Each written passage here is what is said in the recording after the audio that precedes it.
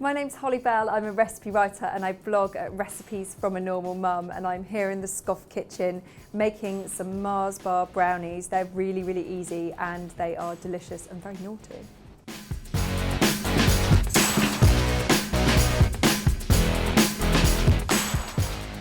This is so easy. I've preheated the oven to 180 degrees, that's gas mark 4. And all of the quantities for the ingredients are in the description box below, so you don't need to write it all down. I'm going to pop into this pan here. I've got the butter and I've got the chocolate as well. Now you do have to do this on a really gentle heat because otherwise your chocolate will burn. So use a spoon and stir all the time. Stirring that all in, it's nearly there. Don't walk off and leave it. Do sort of stay there and stir. So this is all lovely and melted now, and you can see there are no lumps. Give it a good stir to make sure, and then we're going to add in our sugars. So I've got castor sugar here, and then I have got the brown sugar, that's soft brown sugar, and that gives it a slightly sort of caramelly taste. So that's really lovely. If you don't have any in the cupboard, then you can just substitute with castor sugar instead. It just won't have such a depth of flavour. So give that a really good stir and make sure there aren't any lumps in there. Okay, I'm going to just leave that a second just to cool down slightly before we add the eggs, because if you add eggs to really hot mixture, then you can end up with scrambled eggs in your brownies, which isn't delicious. So in the meantime, I'm just going to cut these Mars bars up. So I've got 4 here, and I mean, it doesn't actually matter how many pieces you cut, but about 5 they usually go into quite well. Oh, there we go, we've got into 6 there. So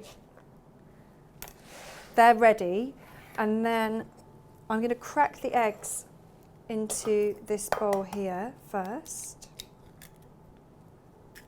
There we go. So I'm just going to add these into the brownie mixture and give those a really good stir.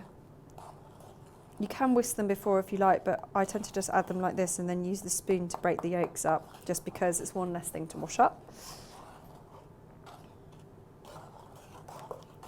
And then the last thing to add is the flour. So I'm using the 100 grams of flour there, but you can use the ground almonds if you want instead to make it gluten-free.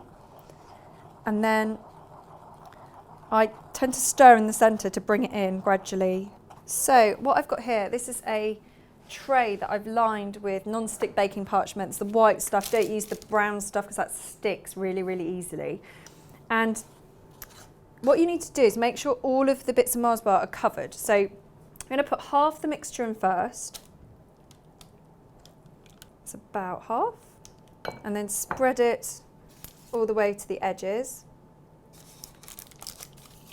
And then use your Mars bar to stud the brownie with. So you don't need to be especially artistic about it because it's going to be covered anyway.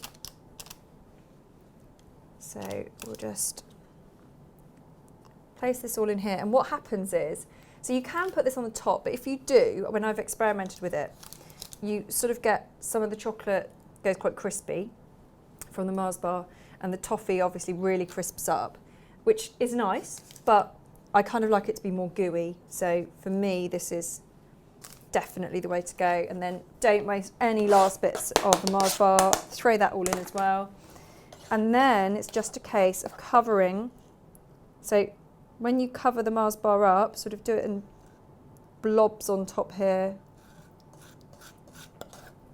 So if you do make it, I would love to see some pictures. You can tweet me at hollybellmummy, or you could tag me on Instagram at hollybellmummy as well, or you could go onto my Facebook page, which is Recipes from a Normal Mum, and pop a picture on there. I'd love to see it, see if you made any alterations, if you liked it. Don't forget to put a comment in the box below if you did, give it a thumbs up. So a note on brownie baking. I know a lot of people have had issues with it and say that they've overbaked their brownies and then they're more like cake. So what you need to do is bake it until the edges are starting to look quite well baked, and some of them might crack. And then the centre, it won't have a wobble. It's not like a cheesecake, but it will still feel, if you press your finger into it, it will depress slightly.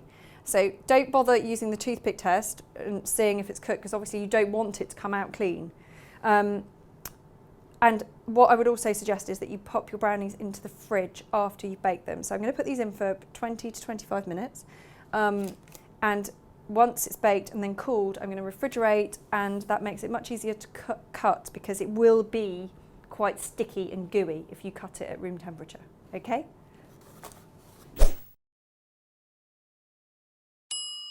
So there you go, the brownies are ready. I cut them after they've been in the fridge for about an hour just to firm them up, because they're so squidgy, otherwise they're a nightmare to cut through. The Mars bar's running right through them, they're really squidgy. I may have tried one already just to check it's okay for you, and it is. Don't forget to subscribe to my channel, it's Holly Bell, and also Scoff Food too, and I'll see you next time.